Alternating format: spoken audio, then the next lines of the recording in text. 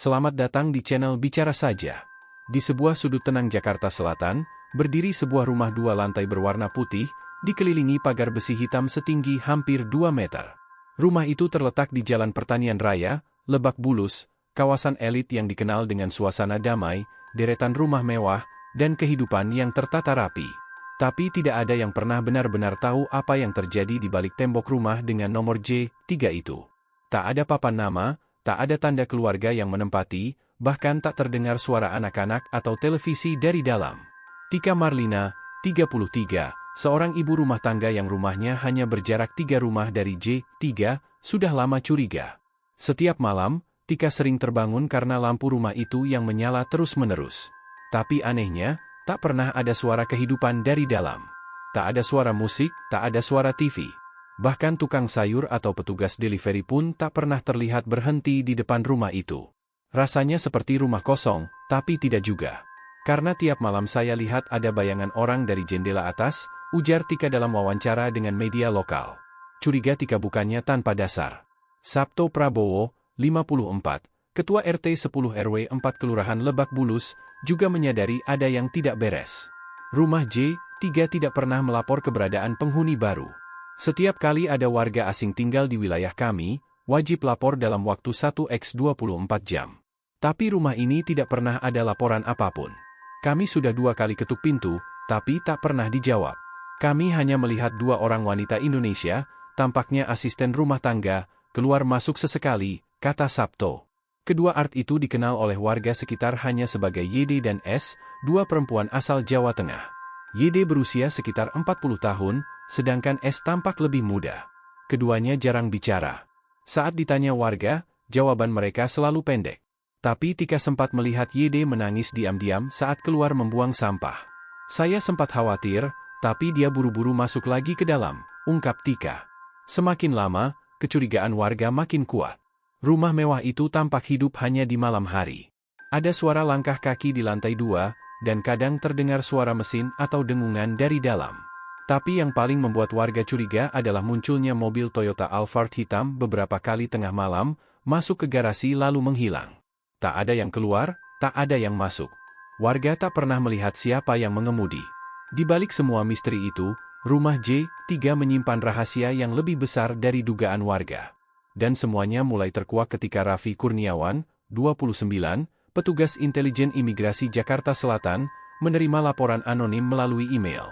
Laporan itu berisi foto satelit rumah J3, serta keterangan bahwa rumah tersebut digunakan sebagai markas operasi penipuan online internasional oleh warga negara asing asal Cina. Di akhir email, si pengirim misterius menulis, "Kalau kalian tidak datang sekarang, akan terlambat. Mereka akan kabur." Raffi membawa informasi itu ke atasannya dan langsung berkoordinasi dengan pihak Polres Metro Jakarta Selatan. Dalam waktu 48 jam, tim gabungan dari kepolisian dan imigrasi menyusun rencana penggerebekan. Operasi ini diberi nama Sandi, Operasi Bayangan Timur. Sementara itu, di rumah J3, kesibukan makin meningkat. Di lantai 2, Zhao Sun, 35, pria berkebangsaan Cina yang diakini sebagai pemimpin kelompok, sedang mengatur jadwal pengiriman uang dari hasil penipuan ke beberapa rekening di luar negeri. Bersama dia, ada 10 WNA lainnya, semuanya laki-laki berusia antara 25 hingga 40 tahun. Mereka bekerja dalam diam, dengan laptop menyala, headset terpasang, dan layar monitor besar menunjukkan daftar nama, data, dan nomor rekening para korban mereka di Cina. Mereka memanfaatkan teknologi skimming digital untuk mencuri data perbankan dan informasi pribadi dari warga Tiongkok. Mereka membuat panggilan video palsu, mengaku sebagai polisi ekonomi Cina, dan menakut-nakuti korban dengan ancaman hukuman penjara jika tidak membayar denda. Ruangan tempat mereka bekerja dilengkapi dengan peredam suara dari busa dan triplek tebal. Bahkan jendela dilapisi bahan kedap suara. Tak seorang pun dari luar bisa mendengar apapun yang terjadi di dalam. Zhao Sun dan kelompoknya bahkan menciptakan suasana seolah-olah mereka benar-benar bekerja di kantor kepolisian. Di salah satu ruangan, mereka menempel latar belakang biru terang dengan tulisan Mandarin yang dalam bahasa Indonesia berarti, Kepolisian Cabang Wuchang Wuhan, Detasemen Investigasi Ekonomi. Mereka mengenakan seragam palsu, lengkap dengan lencana imitasi, dan membuat video panggilan penipuan yang meyakinkan. Pada malam penggerebekan, tepat pukul 1.40 WIB, suasana jalan pertanian raya yang biasanya sepi berubah tegang. 6 kendaraan hitam tanpa plat dinas berhenti serempak. Tim Polres yang dipimpin langsung oleh Kombes Nicholas Ari Lilipali dan petugas imigrasi Jakarta Selatan mengepung rumah dari 3 arah. Tika yang sedang begadang melihat kilatan senter dari balik tirai rumahnya. Ia langsung membangunkan suaminya. "Pak, itu rumah J3 digerebek," teriaknya panik. Pintu utama didobrak, diikuti teriakan dalam bahasa Indonesia dan Mandarin. Beberapa pelaku mencoba kabur dari lantai 2, tapi akses sudah ditutup rapat. Zhao Sun sempat menghapus data dari laptopnya, tapi tak sempat menghancurkan perangkat penyimpanan utama. Dalam waktu kurang dari 10 menit, seluruh pelaku diamankan. 2 art warga lokal ikut dibawa untuk dimintai keterangan. Dalam sekejap, rumah yang dulunya sunyi menjadi pusat perhatian nasional. Garis polisi membentang di halaman rumah. Mobil wartawan datang silih berganti. Masyarakat sekitar berkumpul, menatap tak percaya bahwa selama ini rumah di lingkungan mereka menjadi pusat operasi penipuan siber kelas dunia. Wajah-wajah ketakutan dari 11 pria Cina itu menjadi bukti bahwa sistem kejahatan yang dibangun rapi selama berbulan-bulan bisa runtuh dalam satu malam. Dan ini, baru awal dari pengungkapan yang jauh lebih besar. Hari itu, 30 Juli 2025, pukul menunjukkan pukul 1.30 waktu Indonesia Barat. Jalan pertanian raya yang biasanya tenang di malam hari berubah mencekam. Beberapa kendaraan hitam berhenti perlahan, nyaris tanpa suara, di depan rumah nomor J3. 5 mobil SUV gelap, 1 mobil taktis kecil, dan belasan petugas bersenjata lengkap turun tanpa suara. Operasi rahasia itu dipimpin langsung oleh Kapolres Metro Jakarta Selatan, Kombes Nicholas Ari Lilipali, dan petugas intelijen dari Imigrasi Jakarta Selatan, termasuk Raffi Kurniawan, yang selama beberapa hari terakhir menjadi bagian dari tim penyusun strategi penggerebekan. "Pastikan semua sudut terkunci. Tak boleh ada yang lolos malam ini," ujar Nicholas sambil memberi kode kepada tim taktis di headset. Rumah J3 tampak seperti biasa, sunyi, gelap di lantai bawah, namun dari jendela lantai 2 masih terlihat siluet cahaya dan bayangan bergerak. Inilah saatnya. Raffi yang selama ini hanya berperan sebagai pengamat, kini berdiri di belakang garis depan. Ia merasa dadanya berdegup cepat. Laporan anonim yang ia terima beberapa hari lalu kini berubah menjadi operasi nyata. Ia teringat jelas isi email tersebut.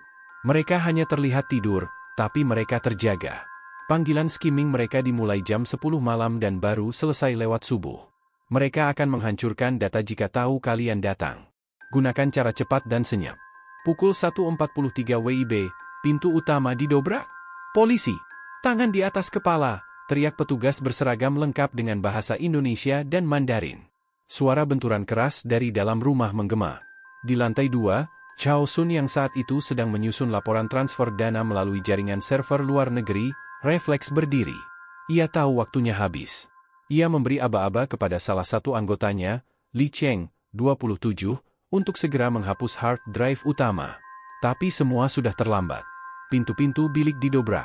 Petugas menyerbu ruangan satu persatu, menyita laptop, CPU, kartu ATM palsu, alat skimming, dan peralatan komunikasi. Sebagian pelaku tampak syok, lainnya mencoba mengelabui petugas dengan berbicara dalam bahasa Mandarin cepat. Tapi petugas sudah mempersiapkan penerjemah resmi dari imigrasi. Di lantai 1, 2 Art, YD dan S, digiring ke ruang tamu. YD gemetar dan menangis, sementara S tampak bingung dan ketakutan. "Saya cuma bersih-bersih, Pak. Saya tidak tahu mereka ngapain di atas," lirih YD sambil mengusap air matanya. Ia berkali-kali memohon untuk tidak ditahan. Petugas belum menetapkannya sebagai tersangka, tapi mereka tetap dibawa untuk dimintai keterangan. Salah satu ruangan di lantai 2 mencuri perhatian besar. Sebuah ruangan kedap suara berisi bilik triplek yang dilapisi busa tebal. Di tengah ruangan terdapat satu latar biru terang dengan tulisan Mandarin yang mencolok. Penerjemah langsung menjelaskan, "Kepolisian Cabang Wuchang Wuhan, Detasemen Investigasi Ekonomi." Di sisi lain ruangan, terdapat tulisan lain dalam huruf Mandarin yang artinya, "Kepolisian Cabang Distrik Wuchang Wuhan." Ini semua palsu, mereka menjadikan rumah ini markas kejahatan internasional berkedok lembaga resmi, gumam Kombes Nicholas sambil menunjuk ke simbol-simbol tiruan kepolisian Cina yang tertempel rapi. Semua perangkat elektronik disita. Petugas IT forensik langsung mengamankan server lokal di salah satu kamar belakang. Di dalamnya ditemukan software canggih untuk pembajakan data finansial, fake caller ID system, dan bahkan interface video call yang bisa disetting dengan latar dan simbol lembaga palsu. Ini bukan penipuan biasa, ini kejahatan terstruktur. Di garasi, satu unit mobil Alphard hitam ditemukan dengan plat nomor palsu. Di dalamnya ada koper besar berisi ratusan kartu magnetik ATM, ponsel burner, ponsel sekali pakai, dan sejumlah uang tunai dalam mata uang yuan dan dolar AS. Pukul 3.20 WIB, seluruh pelaku, 11 WNA asal Cina, diborgol dan digiring keluar rumah. Wajah mereka tampak lelah dan pasrah. Beberapa mencoba menutupi wajahnya dari kamera wartawan yang mulai berdatangan setelah mendengar suara ramai dari arah rumah J3. Tika Marlina, tetangga yang selama ini menyimpan rasa curiga, berdiri di balik pagar rumahnya sambil merekam peristiwa itu dengan ponselnya. Saya rasa dari awal sudah aneh rumah itu, tapi saya nggak nyangka sampai separah ini. Mereka penipu internasional, ucapnya, masih tak percaya. Kombes Nicholas memberikan pernyataan resmi kepada media pagi harinya. Rumah ini telah digunakan sebagai markas penipuan online skimming yang menyasar korban di luar negeri, terutama di Tiongkok. Para pelaku memanfaatkan teknologi canggih untuk menyamar sebagai otoritas resmi. Penangkapan ini hasil kerjasama dengan imigrasi dan laporan masyarakat. Kami masih mendalami jaringan yang lebih besar di balik operasi ini. Sementara itu, Raffi dan tim forensik digital menyita barang bukti untuk ditelusuri lebih lanjut. Salah satu temuan paling mencengangkan adalah transkrip komunikasi yang membuktikan bahwa para pelaku memiliki akses ke sistem data perbankan luar negeri, diduga hasil kolaborasi dengan jaringan bawah tanah siber yang lebih besar. Tidak hanya itu, mereka juga menemukan bukti bahwa sindikat ini sudah beroperasi selama lebih dari 6 bulan di Jakarta, dengan dugaan beberapa rumah lain di kota besar lain seperti Surabaya dan Medan menjadi titik operasi serupa. Ini bisa jadi hanya ujung dari gunung es, ujar Raffi saat diwawancarai. Kami menduga ada jaringan internasional yang lebih luas yang menggunakan Indonesia sebagai safe zone untuk melancarkan operasi mereka. Malam itu menjadi titik balik. Rumah yang selama ini dianggap sekadar bangunan mewah kosong, ternyata menyimpan skenario penipuan siber berskala global. Jalan Pertanian Raya tak lagi sama setelah malam itu. Garis polisi kini membentang di sekeliling pagar rumah J3, dan aktivitas warga menjadi topik hangat di media sosial. Tapi satu hal yang belum bisa dijawab, siapa pengirim email anonim yang pertama kali membocorkan lokasi rumah J3 kepada Raffi? Dan, apakah jaringan sindikat ini benar-benar hanya berpusat di satu rumah? Pertanyaan-pertanyaan itu akan membawa kita ke narasi selanjutnya. Pagi setelah penggerebekan besar-besaran di rumah bernomor J3, suasana di Jalan Pertanian Raya berubah drastis. Warga yang biasanya lalu lalang sambil menyapa satu sama lain kini berkumpul dalam bisik-bisik penuh tanda tanya. Rumah mewah yang sebelumnya diam membisu, kini dikelilingi garis polisi dan dijaga ketat. Wartawan, petugas forensik, dan mobil dinas kepolisian terus berdatangan. Tapi yang paling menarik perhatian bukan hanya jumlah tersangka atau barang bukti. Yang mengejutkan semua pihak adalah bagaimana sindikat ini mengelabui dunia dengan menciptakan kantor polisi palsu di dalam rumah mewah tersebut. Pagi itu, Raffi Kurniawan, penyelidik muda dari Imigrasi Jakarta Selatan, kembali ke rumah J3 bersama tim forensik digital. Ia tak bisa mengalihkan pikirannya dari satu ruangan yang mereka temukan malam sebelumnya, ruangan dengan latar biru mencolok dan tulisan Mandarin yang meniru kantor kepolisian Cina. Ia merasa seperti masuk ke film fiksi kriminal. Kita tidak sedang menangkap maling kecil. Ini lebih mirip operasi intelijen gelap. Mereka membuat sistem, branding, bahkan tata ruang seolah mereka benar-benar aparat, kata Raffi saat berdiskusi dengan tim dari divisi Siber Polres Jaksel. Ruangan itu berada di lantai 2, tepat di ujung koridor sempit yang dibuat dengan sekat-sekat triplek. Saat Raffi masuk kembali ke dalamnya, ia mencatat setiap detil.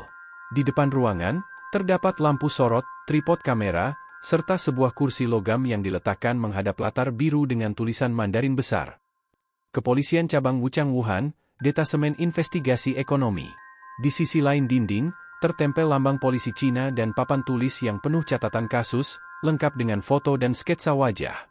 Semuanya palsu, tapi terlihat nyata dan meyakinkan.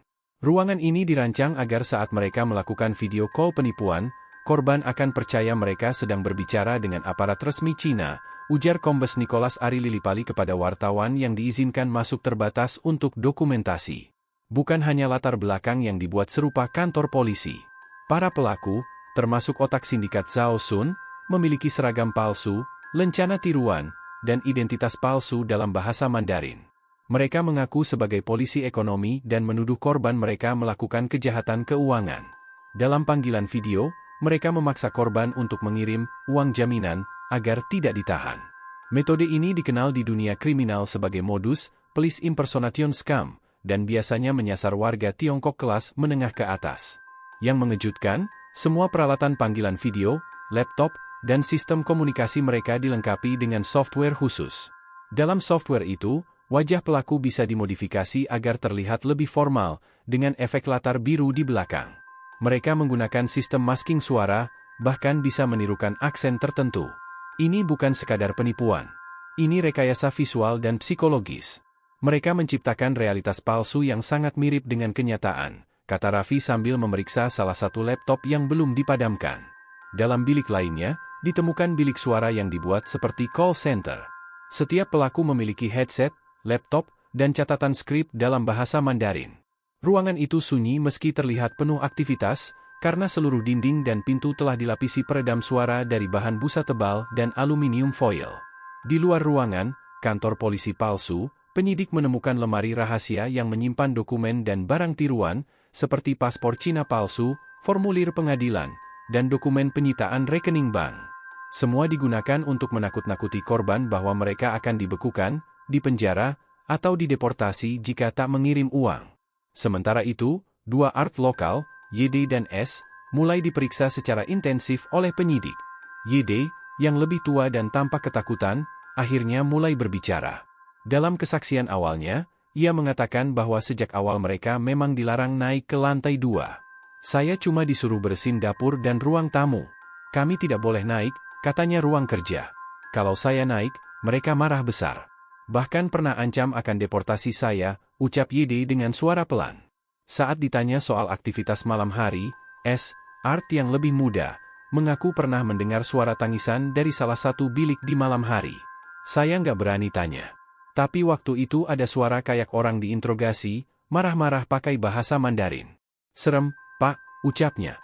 Kesaksian itu menguatkan dugaan polisi bahwa sindikat ini tidak hanya melakukan penipuan, tapi juga menggunakan teknik psikologis tekanan mental pada korban melalui video call.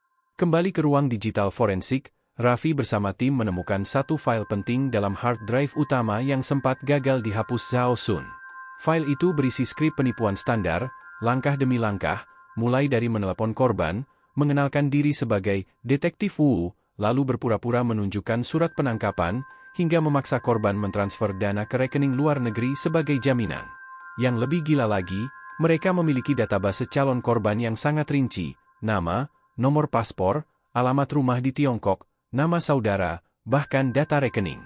Polisi menduga, data itu dibeli dari pasar gelap digital. Kalau mereka punya data sedetail itu, berarti mereka sudah membeli atau menembus sistem data besar di luar sana. Ini bukan kerjaan individu, ujar Kombes Nicholas sambil menatap layar. Hari itu, kepolisian memastikan bahwa rumah J3 bukan hanya markas penipuan online, melainkan panggung penuh sandiwara digital yang melibatkan teknologi, kepalsuan hukum, dan pemalsuan identitas tingkat tinggi. Semua dilakukan dari satu lokasi yang tersembunyi rapi di Jakarta Selatan. Skala ini biasanya terjadi di negara seperti Taiwan atau Filipina.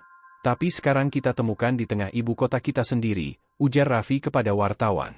Ini peringatan bahwa kejahatan siber sudah masuk ke ranah fisik, menyaru menjadi nyata. Sore itu, saat matahari mulai turun di balik pepohonan besar di Jalan Pertanian Raya, rumah putih J3 terlihat mencolok dengan garis polisi mengelilinginya.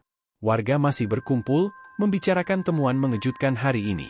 Dan di salah satu ruang penyimpanan, tim forensik menemukan peta digital dengan tanda merah di 3 titik lain, Surabaya, Medan, dan Batam. Apakah ini berarti rumah J3 hanyalah satu cabang?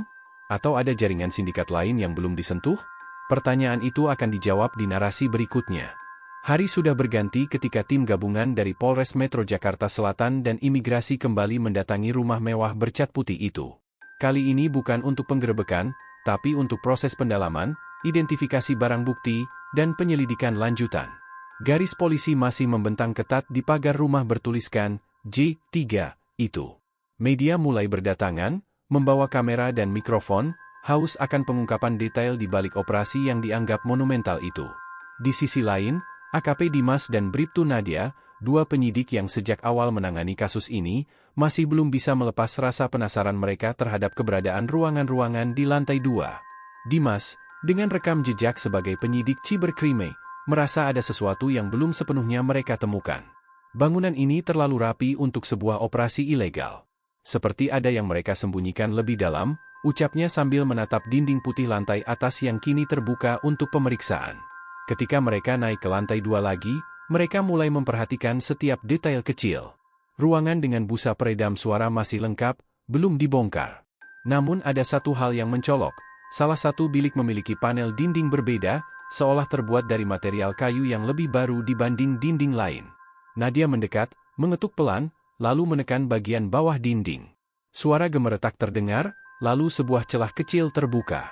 "Pak, ini bukan sekadar bilik," ucap Nadia dengan nada serius. Setelah mendobrak celah tersebut, tim menemukan sebuah ruang rahasia tak lebih dari 2 meter persegi. Di dalamnya, terdapat 2 rak besi yang berisi peralatan elektronik canggih, router, server mini, serta puluhan kartu SIM dari berbagai negara. Bahkan, ada 2 hard disk eksternal berkapasitas besar yang langsung diamankan oleh tim digital forensik. Tapi yang paling mencengangkan adalah dinding ruangan itu. Ditempelkan bendera Tiongkok, lencana palsu polisi Cina, dan papan tulis bertuliskan dalam bahasa Mandarin, Pusat Komando Investigasi Ekonomi Wuchang. Ini sudah bukan lagi penipuan biasa. Mereka membangun ilusi seolah-olah ini cabang resmi kepolisian luar negeri. "Ini serius," ujar Dimas, sambil memotret seluruh isi ruangan. Pemeriksaan terhadap barang bukti pun mulai mengarah pada satu kesimpulan baru, sindikat ini bukan bekerja sendiri. Mereka terhubung dengan jaringan penipuan internasional lintas negara. Dari hasil digital forensik awal, ditemukan sejumlah data login nasabah bank di Asia Tenggara, termasuk Indonesia, Malaysia, dan Filipina. Namun teka-teki belum berhenti di situ. Salah satu dari 11 tersangka WNA yang tertangkap, pria bernama Zhao Wei, tertangkap membawa 2 paspor dengan identitas berbeda. Ketika dimintai keterangan lewat penerjemah, Zhao bersikap sangat tenang. Bahkan cenderung menantang. "Kalian tidak akan bisa membongkar semua ini. Kalian hanya potong ranting. Akar kami tidak di sini," katanya dalam bahasa Mandarin, yang membuat merinding seluruh penyidik yang mendengarnya. Di tempat terpisah, 2 art WNI berinisial YD dan S mulai terbuka saat diperiksa lebih dalam. YD mengaku sudah bekerja di rumah itu selama 5 bulan. Ia diberi gaji besar, tempat tinggal nyaman, dan dilarang keras naik ke lantai 2.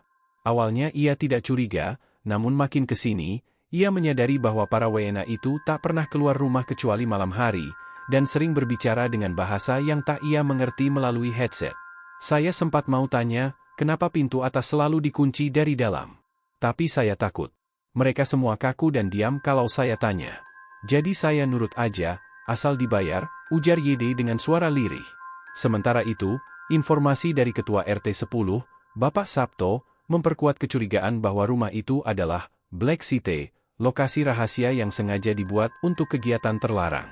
Menurut Sabto, tidak ada satupun dari 11 WNA itu yang pernah melapor atau bersosialisasi. Bahkan saat RT melakukan pendataan rutin, rumah itu selalu tertutup rapat. "Pernah warga saya curiga karena malam hari kadang terdengar suara seperti orang sedang latihan militer. Tapi besoknya sepi lagi. Seperti tidak ada kehidupan di sana," jelas Sabto kepada media. Pihak Polres lalu menelusuri siapa pemilik sah rumah tersebut.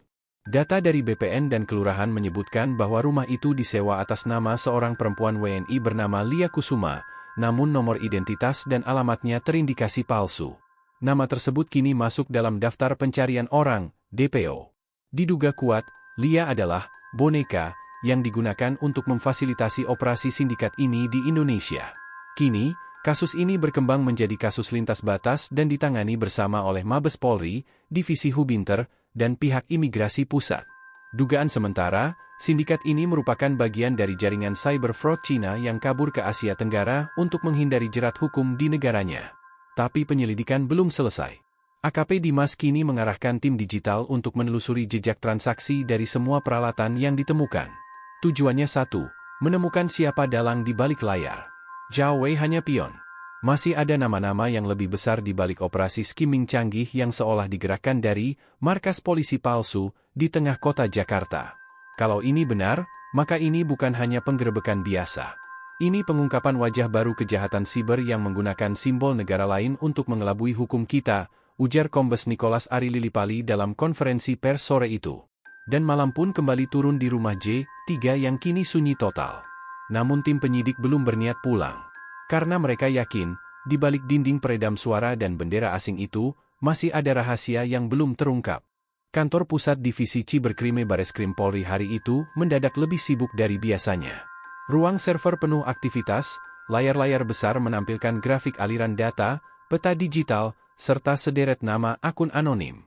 Sejak penggerebekan rumah mewah di Jakarta Selatan dan penemuan ruang rahasia berisi lencana polisi palsu Cina, fokus penyelidikan kini meningkat tajam. Sudah bukan soal pelanggaran imigrasi atau skimming perorangan, ini soal jaringan kejahatan transnasional yang beroperasi dari dalam negeri. AKP Dimas duduk di depan layar, ditemani analis digital dari Divisi Siber dan 2 penyelidik Interpol.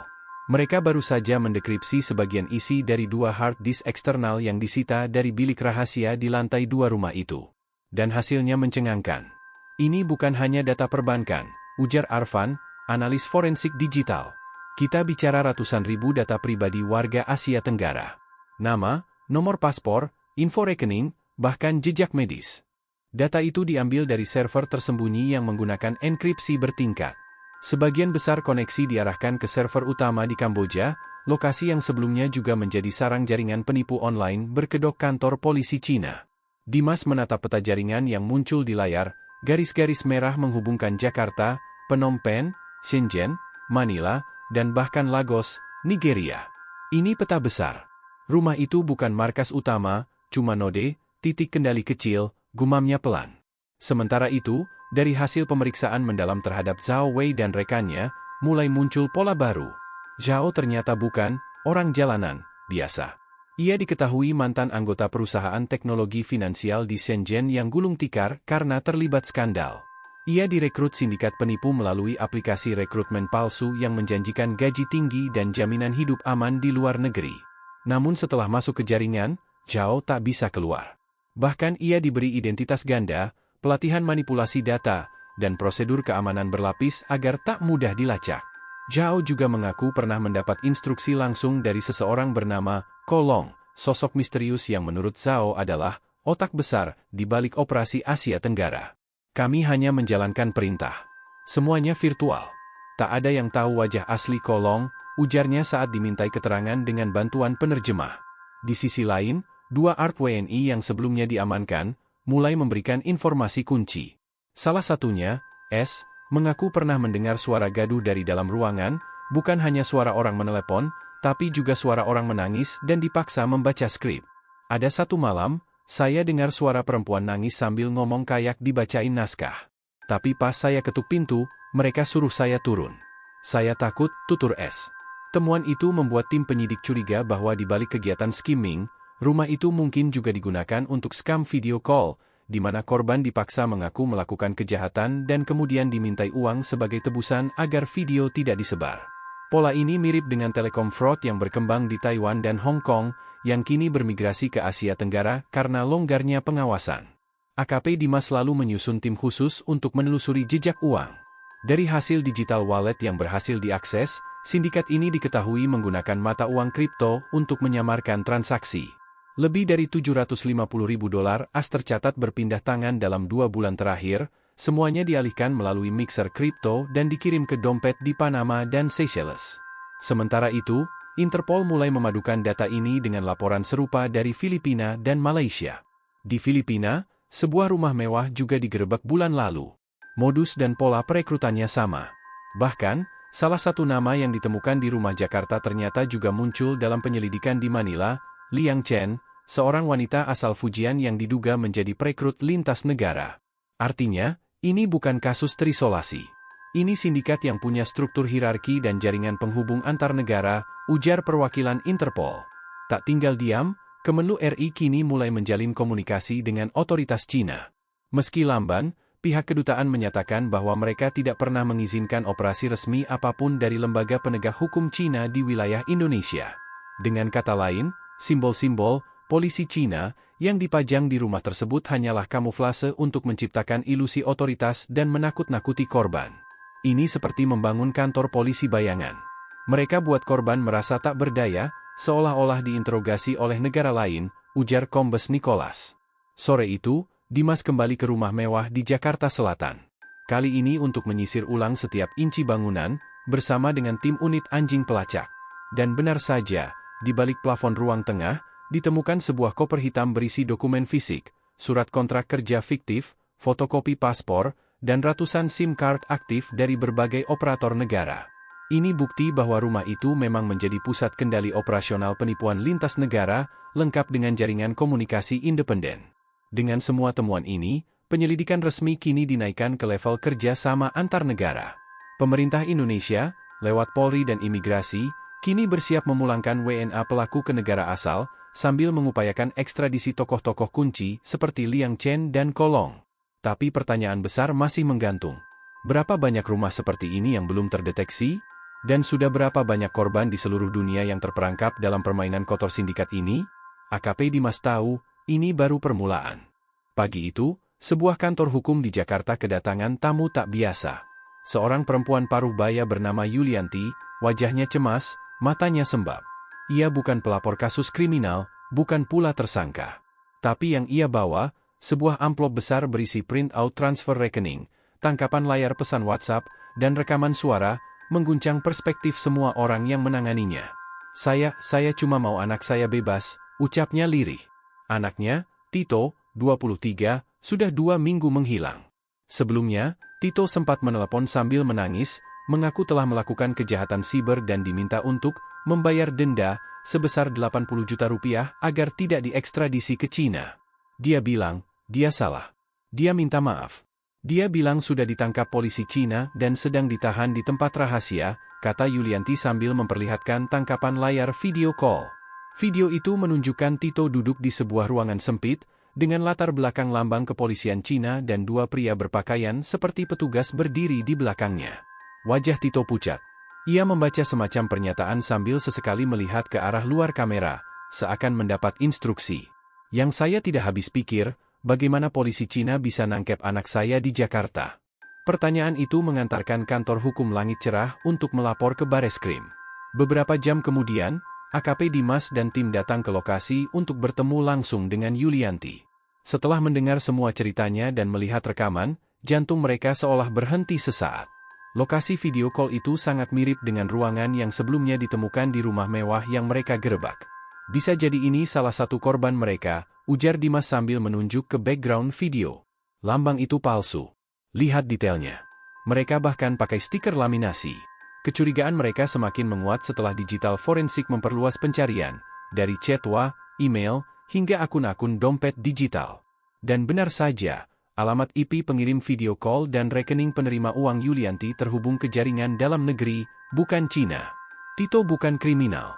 Tito adalah korban. Tapi ia sendiri tidak menyadarinya. Dalam laporan investigasi lanjutan, terungkap bahwa sindikat ini menggunakan modus penjebakan psikologis. Target mereka adalah anak muda yang pernah mendaftar kerja online, atau mahasiswa yang mengakses situs tidak resmi untuk mengurus visa. Lewat phishing dan trojan, mereka menyusup ke perangkat target dan merekam jejak digitalnya.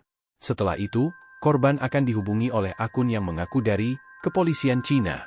Lewat panggilan video atau email, korban diberitahu bahwa mereka terlibat pencucian uang lintas negara atau menggunakan internet ilegal.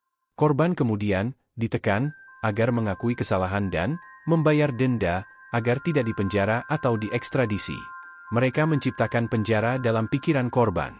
Bayangkan, orang biasa tiba-tiba merasa dia buronan internasional, ujar Kombes Nicholas. Tak hanya itu, ada pula korban yang benar-benar dibawa ke markas sindikat untuk interogasi. Dalam beberapa kasus yang masih didalami, korban dibawa ke rumah-rumah mewah di Jakarta, Medan, hingga Batam. Di sana, mereka diinterogasi oleh orang yang menyamar sebagai polisi Cina, dilapisi tekanan psikologis, ancaman digital, dan skrip palsu. Beberapa korban bahkan dipaksa membacakan permintaan maaf di video, lalu diminta mengirimkannya ke keluarga agar percaya bahwa mereka bersalah. Rekaman seperti ini lalu dijadikan senjata untuk meminta uang tebusan. 1 minggu setelah laporan Yulianti, penyidik melakukan penggerebekan di sebuah rumah mewah lain di kawasan BSD.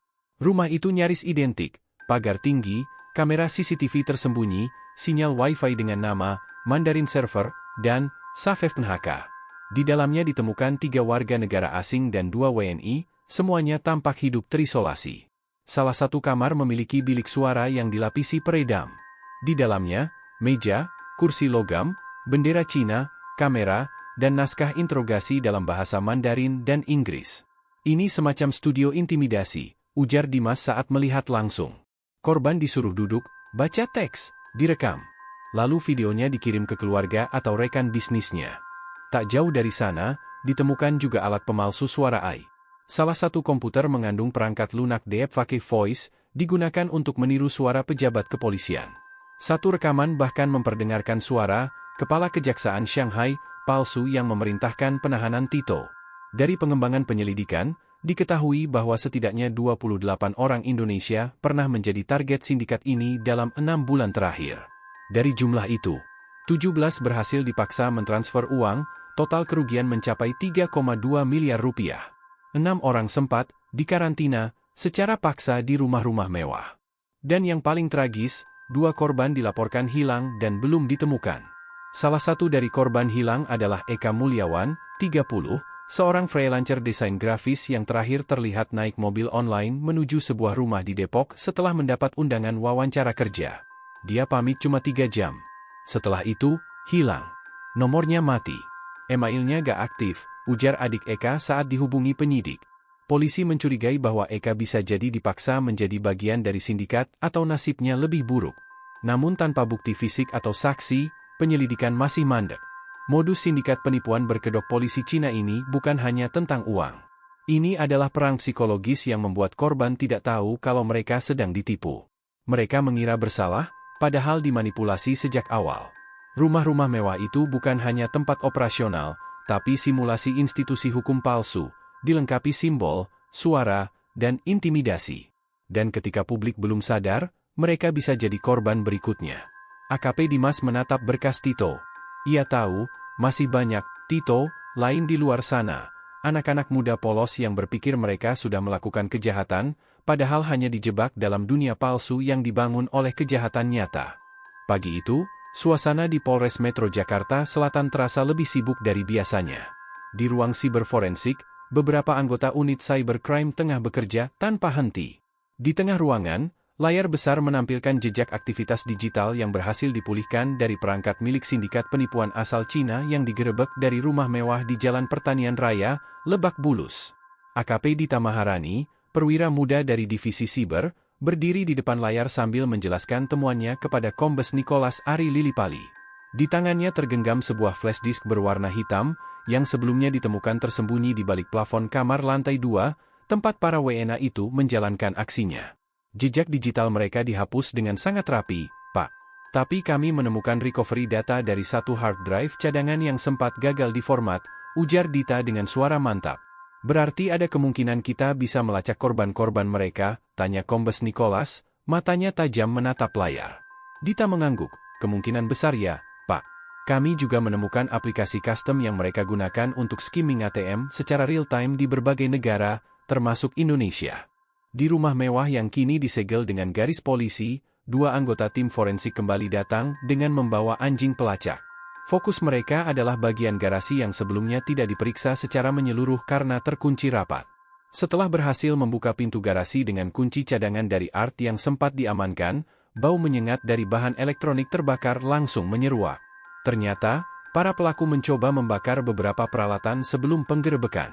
Namun sebagian besar hanya hangus sebagian, masih memungkinkan untuk dilakukan investigasi lanjutan. Salah satunya adalah router khusus dengan penguatan sinyal yang terhubung dengan server luar negeri, serta mesin encoder yang digunakan untuk menyalin data kartu secara ilegal. Sementara itu, di ruang tahanan, salah satu WNA bernama Zhang Wei tampak mulai menunjukkan tanda-tanda tertekan. Selama beberapa hari penahanan, dia menolak bicara, namun setelah didampingi penerjemah dan melihat rekannya satu persatu menyerah, dia pun mulai membuka suara, walau perlahan. Kami dikirim dari Fujian oleh agen bernama M.A. Jun. Kami dijanjikan pekerjaan legal di Jakarta, semacam customer service, tapi setiba di rumah itu, semua paspor kami langsung diambil, ujar Zhang dengan bahasa Mandarin, diterjemahkan oleh petugas. Namun, kesaksian Zhang ternyata menyimpan lubang besar. Berdasarkan data dari Direktorat Imigrasi Jakarta Selatan, mereka masuk ke Indonesia menggunakan visa bisnis, bukan visa kerja. Bahkan, dalam catatan bandara, mereka datang secara bergelombang dalam rentang 2 bulan terakhir, dan tidak pernah menginap di hotel manapun. Mereka langsung menuju satu alamat, rumah mewah di Lebak Bulus. Kapolsek Cilandak, Kompol Bagus Prihanto, yang selama ini memantau kawasan tersebut turut bergabung dalam investigasi. Ia mengatakan bahwa rumah tersebut tidak pernah tercatat menyelenggarakan kegiatan bisnis, dan tidak pernah mengurus izin tempat tinggal warga negara asing secara legal. Saat kami tanya ke RT dan RW, tidak ada laporan WNA tinggal di sana. Ini sudah melanggar UU Keimigrasian dan Perda DKI Jakarta, kata Kompol Bagus. Yang lebih mengejutkan, dari CCTV warga sekitar, terlihat beberapa WNA sempat pergi keluar malam hari, mengenakan seragam polisi Cina palsu dan membawa koper. Dugaan sementara, mereka melakukan transaksi skimming langsung atau penarikan uang tunai dari ATM sebelum kembali ke markas. Di ruang pengamanan barang bukti, satu persatu perangkat diperiksa ulang. Ada lebih dari 27 unit perangkat elektronik yang disita, laptop, modem, skimmer portable, encoder, bahkan satu printer kartu palsu. Dari laptop utama, unit siber menemukan bahwa mereka menggunakan Virtual Private Network, VPN, dan browser terenkripsi untuk mengakses dark web. Modus mereka bukan cuma menyalin data kartu, tapi juga menjualnya di dark web. Beberapa korban bahkan berasal dari luar negeri, Vietnam, Malaysia, bahkan Prancis, ujar AKP Dita. Dari sistem pelacakan IP, diketahui bahwa data hasil skimming dikirim ke server di Shenzhen, Tiongkok.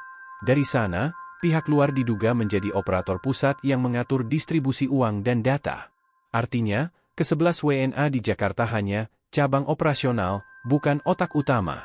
Namun satu hal yang menjadi teka-teki adalah adanya latar belakang biru bertuliskan Kepolisian Cabang Distrik Wuchang Wuhan yang ditemukan di salah satu bilik lantai 2. Kombes Nicholas meyakini ini bukan sekadar latar properti.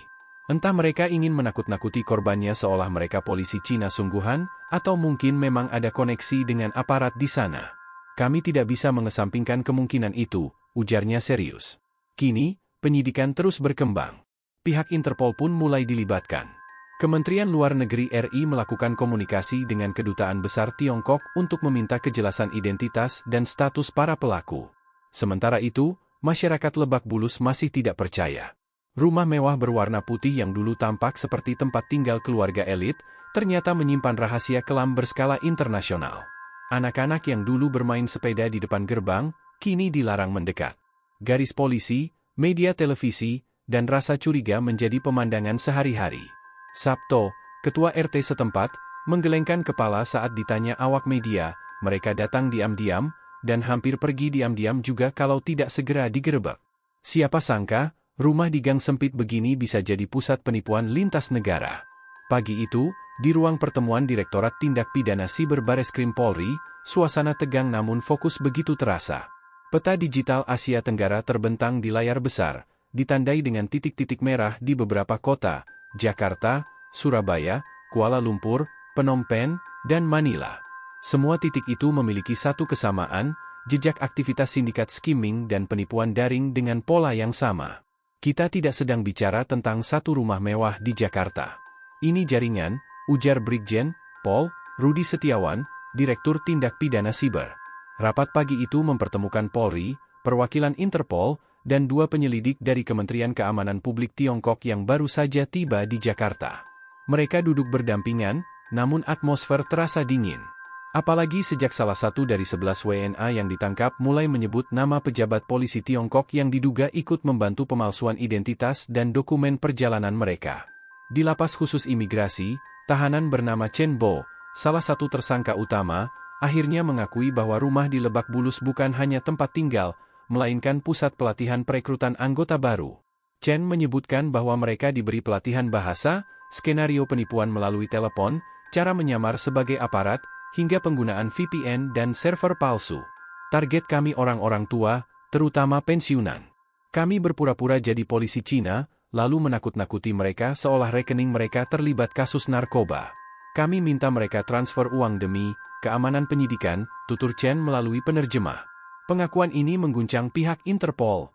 Ternyata modus ini identik dengan yang terjadi di Filipina, di mana 32 WNA ditangkap 2 bulan lalu karena membuat panggilan palsu mengatasnamakan kepolisian Shanghai. Sementara itu, dari hasil pendalaman digital forensik oleh tim AKP Dita, ditemukan daftar target dari berbagai negara yang datanya disimpan dalam file terenkripsi. Salah satu folder bertuliskan Mandiri_Jakarta, berisi rekaman audio obrolan dalam bahasa Indonesia. Dita dan tim pun dibuat terperangah. Dalam salah satu file, terdengar suara WNA yang menyamar sebagai petugas Bank Mandiri, berbicara kepada korban di Jakarta dengan logat halus namun formal. "Selamat siang, Ibu. Saya dari bagian fraud investigasi. Mohon kerjasamanya. Kami mendeteksi transaksi mencurigakan atas nama Anda. Apakah Ibu mengenal nama Zhang Hui?"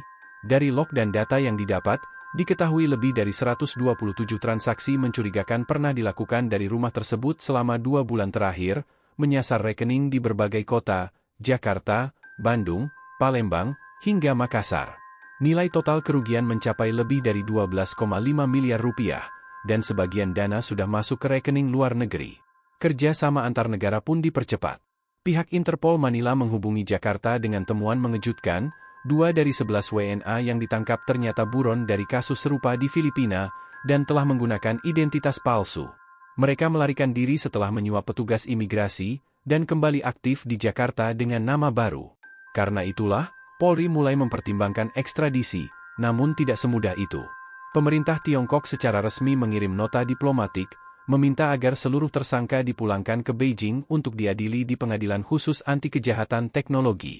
Namun Kombes Nicholas menolak mentah-mentah. Keputusan ekstradisi bukan ranah polisi. Tapi kami tidak akan membiarkan pelaku kejahatan di Indonesia dibawa begitu saja sebelum dihukum sesuai hukum kita, tegasnya kepada pers. Di sisi lain, investigasi mulai merambah ke beberapa kota besar. Di Surabaya, polisi menemukan rumah kontrakan elit yang sempat ditempati oleh beberapa WNA dari jaringan yang sama. Di dalamnya ditemukan peralatan identik, mesin skimmer, modem, dan router custom. Bahkan ditemukan peta ATM di sepanjang Jalan Darmo dan Gubeng dengan tanda-tanda khusus. Kalau tidak segera digerebek, kemungkinan skimming sudah menyebar ke Jawa Timur, ujar Kapolda Jatim dalam rapat koordinasi. Tapi justru dari satu kejadian kecil, arah penyelidikan makin menguat. Seorang teknisi AC yang diperiksa sebagai saksi mengaku pernah datang ke rumah Lebak Bulus 3 minggu sebelum penggerebekan. "Saya heran, Pak. Mereka semua wajah Asia, tapi nggak ada yang bisa bahasa Indonesia. Bahkan yang buka pintu ngomongnya Inggris patah-patah. Tapi anehnya, pas saya lagi kerja, saya lihat di satu ruangan mereka pakai baju kayak polisi. Ada emblem tulisan Mandarin. Waktu saya tanya, mereka malah usir saya cepat-cepat," ujar teknisi itu. Keterangan ini menguatkan bahwa rumah tersebut sudah lama menjadi markas ilegal penyamaran. Kemungkinan besar, tidak hanya untuk kejahatan digital, tapi juga aktivitas penyamaran untuk operasi sosial manipulatif lintas negara. Kini, perhatian publik mulai mengarah pada lemahnya sistem pengawasan terhadap WNA dan minimnya koordinasi antar instansi. Media sosial riuh menyebut ini sebagai kejahatan siber berwajah negara, karena berkedok atribut resmi yang seolah mendapat restu dari kekuasaan asing. Di tengah riuh itu, Kombes Nicholas hanya bisa menggeleng pelan. Ia tahu, ini belum akhir. Rumah di Lebak Bulus hanya satu pintu kecil ke labirin yang jauh lebih luas, katanya. Dan di balik pintu-pintu lain itu, mungkin masih banyak yang belum terbuka.